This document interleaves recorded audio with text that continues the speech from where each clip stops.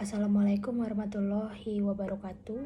Perkenalkan, saya Fitri Azania Rambe dengan NPM 20082601109. Di sini saya akan mempresentasikan remedial saya, presentasi, yaitu yang berjudul preeklamsia dengan block obstetrik. Nah, di mana untuk preeklamsia ini, dia itu gangguan kehamilan lebih dari 20 minggu ditandai hipertensi dan proteinuria dapat disertai kerusakan organ lainnya. Seperti untuk definisinya itu, di mana preeklamsia itu adalah sindrom hipertensi spesifik kehamilan setelah 20 minggu gestasi yang disertai proteinuria dan tanda kerusakan organ lain seperti hati, ginjal, otak, ataupun darah. Untuk etiologi, di mana etiologinya dia itu belum diketahui pasti, namun diduga berhubungan dengan seperti plasenta abnormal, disfungsi endotel generalisata, ketidakseimbangan faktor angiogenik, kemudian inflamasi sistemik dan stres oksidatif. Lalu untuk faktor resikonya, dia itu ada primigravida, lalu usianya itu kurang dari 20 tahun atau lebih dari 35 tahun, riwayat preeklamsia sebelumnya, kemudian riwayat keluarga seperti ibu atau saudara, kemudian kehamilan ganda, lalu obesitas, IMT itu lebih dari 30, hipertensi kronik, DM penyakit ginjal, lalu lupus, trombofilia, kehamilan dengan bayi EVV. Untuk gejalanya itu seperti sakit kepala, kemudian pandangannya itu sering kabur, dijumpai nyeri epigastrium atau kuadran kanan atas, kemudian mual muntah, sesak napas, bengkak pada wajah seperti bagian tangan dan tungkai, lalu adanya penurunan jumlah urin, kemudian kenaikan berat badannya itu drastis atau cepat.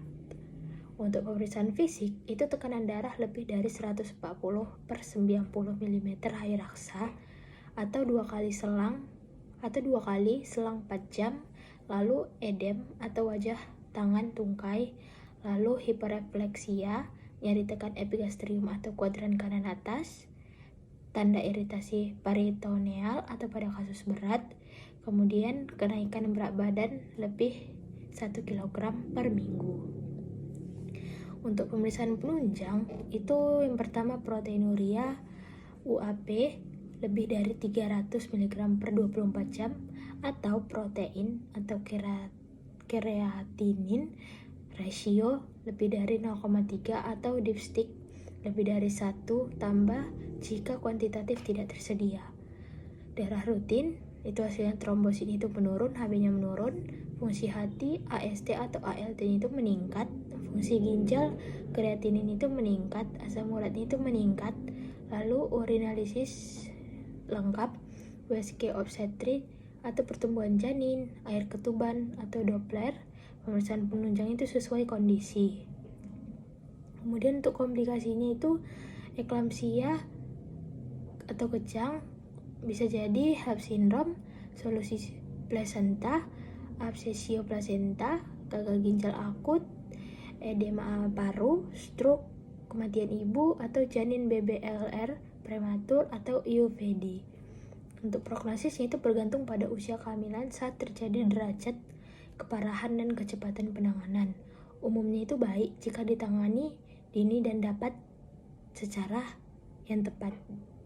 Lalu dapat berisiko pada ibu dan janin bila terjadi komplikasi berat.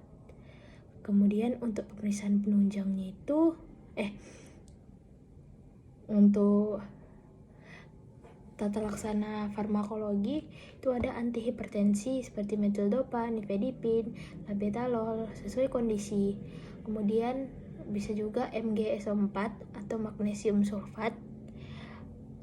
Pencegahan dan tata laksana kejang atau eklamsia. Kemudian kortikosteroid atau jika kurang 34 mg, maturasi paru janin atau betametason, penanganan suportif sesuai organ yang terkena.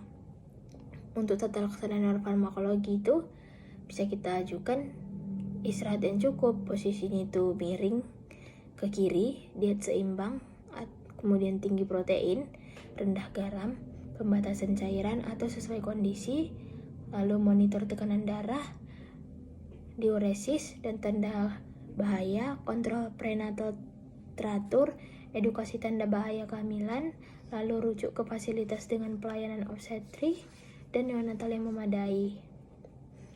Kemudian untuk edukasi dan pencegahannya itu ANC teratur sejak dini, kenali faktor resiko, pola makan sehat, kita juga tidak boleh kita batasi garam, olahraga ringan sesuai anjuran, istirahat yang cukup, kelola stres segera, periksa bila ada gejala seperti sakit kepala hebat, nyeri ulu hati, bengkak, ataupun pandangan yang kabur.